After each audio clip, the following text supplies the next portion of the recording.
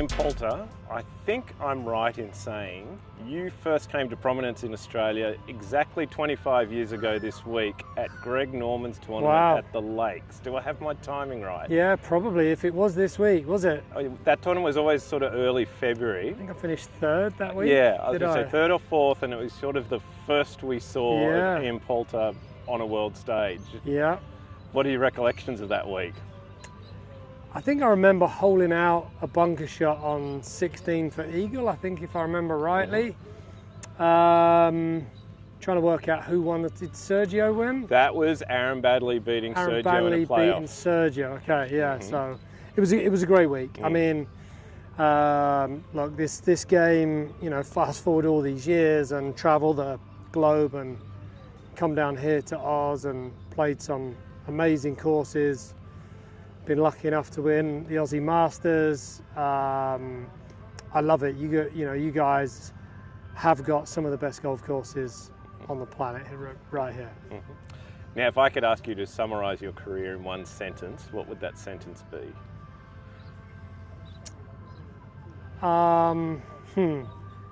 Summarise it in one sentence. Life well played. I like it. And is it kind of like a new chapter for you, watching your son go down a similar path at this stage? Yeah, I mean, it's refreshing. I think it's nice to be a dad, albeit obviously, you know, having kind of an opportunity to see his growth in the game of golf and coach him along the way and give him some tidbits. It's nice now getting kind of that payback where, you know, when I've got time off and I can actually watch him play and really kind of fine tune his game. It's amazing. So he's done everything and more than what I would have expected. So anything from here out is going to be a massive plus. Obviously for me to watch him, he's a bright talent. He hits it a long way. He hits it a long way past what I ever could or can. So he's got a lot of potential to play some golf over the next 30 years. Now tell me, as one of the originals on LIV, how has it changed from 22 to 26? Yeah, look, I mean, it's changed a lot. I think, you know, we've had a few different people at the top. We've had a lot of staff changes for the better from a perspective of trying to drive this business forward. It is a business. Each franchise, the 13 franchises, run themselves with some good people at the top to try and make this a proper business. The global platform that we play on today, there's, you know, slightly less events in America than what we did the first year, traveling to incredible countries around the world, and we've got South Africa come on board, obviously, which will be great for the, you know, the Southern Guards. Coming down to Oz and, you know, Hong Kong, Singapore, Korea, Spain, UK. Look, it's really cool. Like, you know, to have this platform to travel this great game around the world, to showcase it to obviously not just, you know, a few fans, but a lot of fans. And again, as a LIV Golf original, and somebody who's ridden this entire wave in the last few years. Yep. In your mind, what would a perfect global schedule look like? Look, we got 14 tournaments around the world. What would be ideal?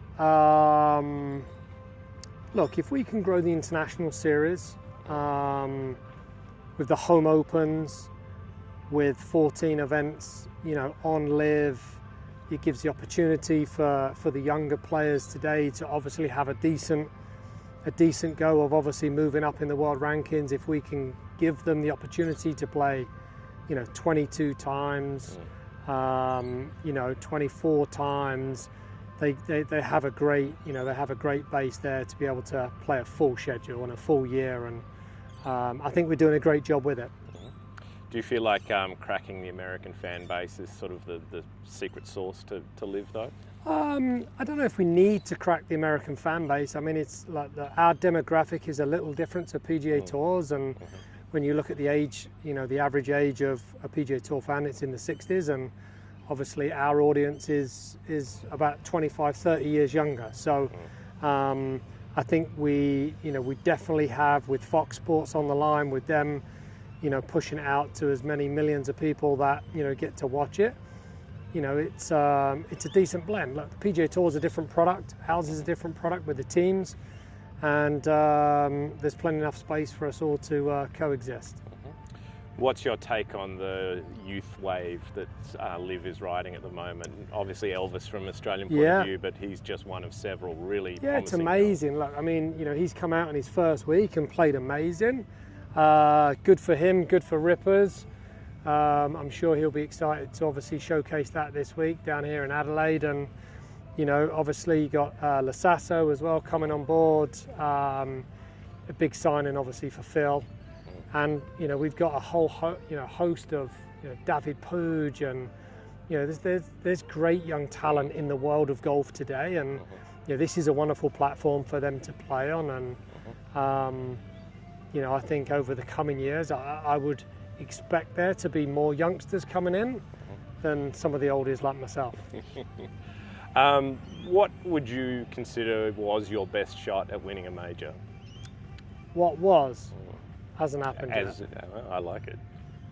To date, though, would it be Look, the open I mean, obviously Birkdale? I had a run, and obviously I finished and got in the clubhouse probably, a good 45 minutes before Paddy. So, as strong as that win was, and as tricky as that was, look, that was a great chance. Look, he made an incredible finish there to obviously win that. 2019.